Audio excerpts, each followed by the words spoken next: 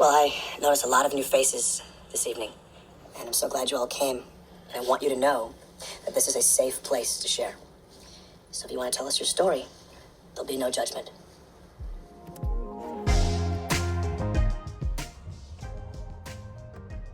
Hi, my name's Charlie, and I have a problem. I'm addicted to cars. This addiction has taken me on quite a journey. I have a special place in my heart for Mercedes. I still have my R129, but many of you know that disaster befell my Mercedes 300 CE coupe, the C124. It was totaled. I finally got a settlement from the insurance, and I did my best to look for something similar. I was actually looking at other 124s. There was no coupes available that I was really interested in, but there were some sedans that I could do some cool stuff with. I actually also was looking at some diesel Mercedes, which I thought would be super rad.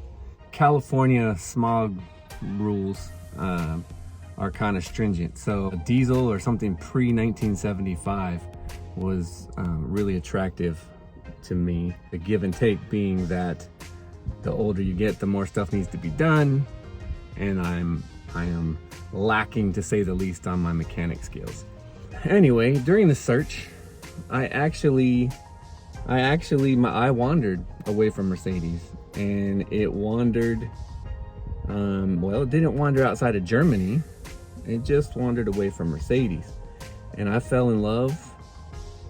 And actually my wife fell in love with what I'm sitting in now. And most of you probably would be able to guess just by the crank sunroof that you saw at the beginning of this clip. But just in case you're still in the dark, this, my friends, is a 1972 Volkswagen Super Beetle.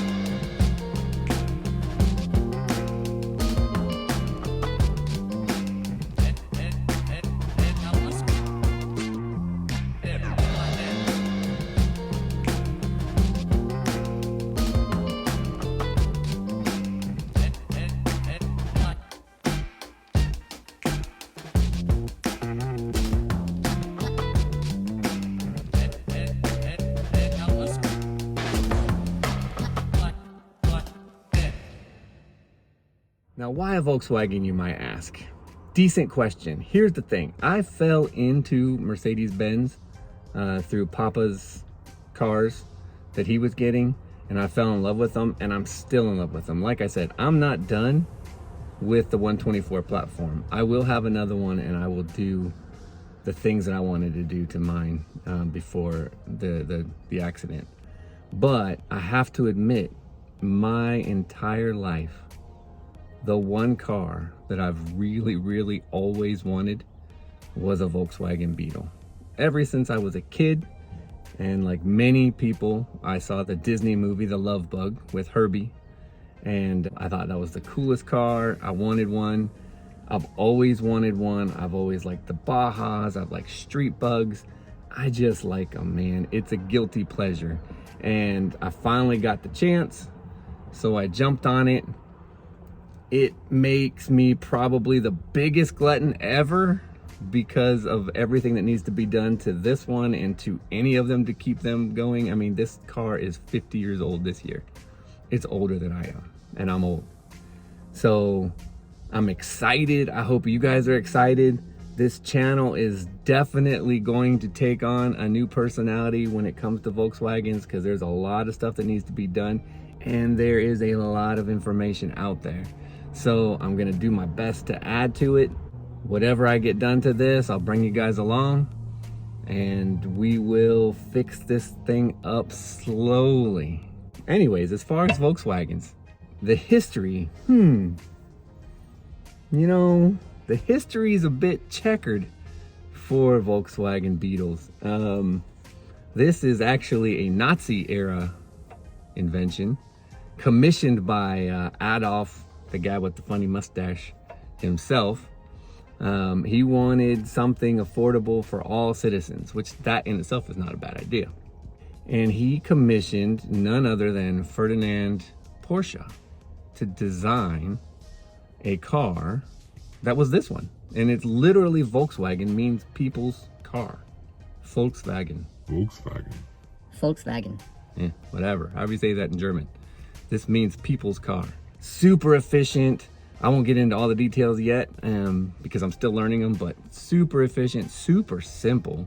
I mean, you guys saw the dashboard. There's not much here. There's just a speedometer and a gas gauge and an odometer and a couple lights to let you know you're in trouble. Obviously a stick shift, so I'm super excited that I'm gonna get my kids to learn how to drive a stick. I think that's a lost art that everybody should know.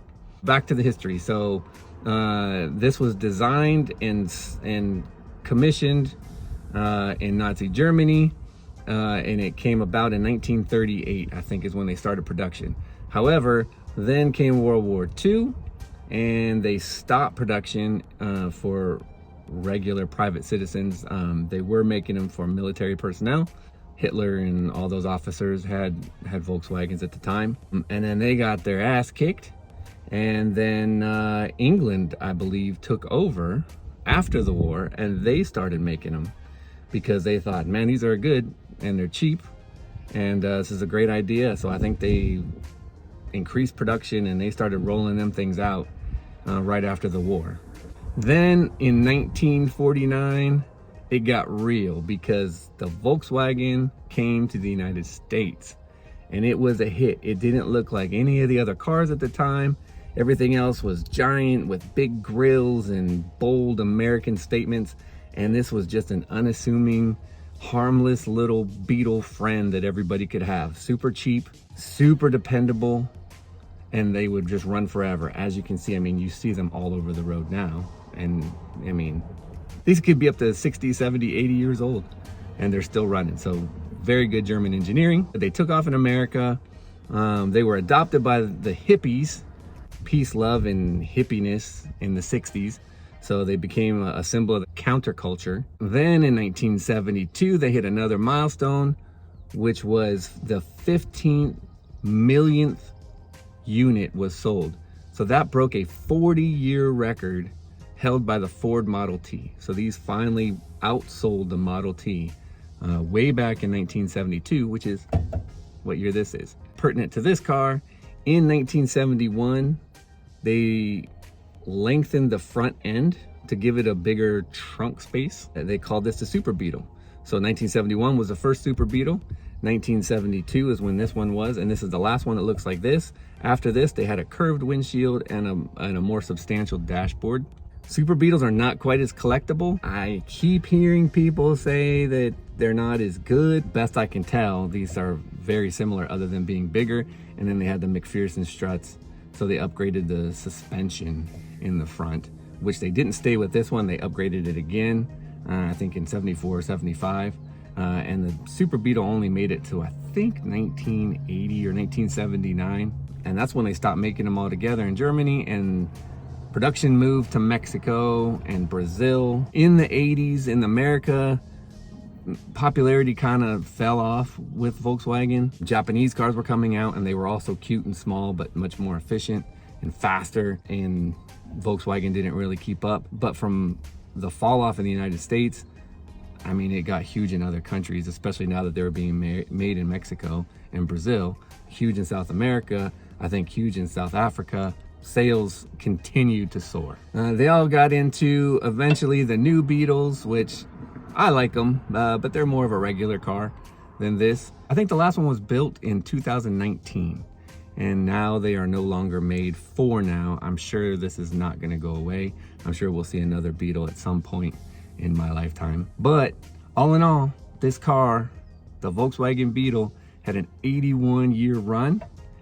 It sold 23 million units, and you can find them in 91 countries. These things are everywhere. So for me, that's great because there's tons and tons and tons of parts available.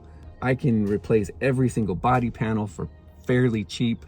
I can replace every part in this car. It's basically like a lawnmower engine. Oh, this one has the largest VW engine that was made from factory, which is a 1600cc.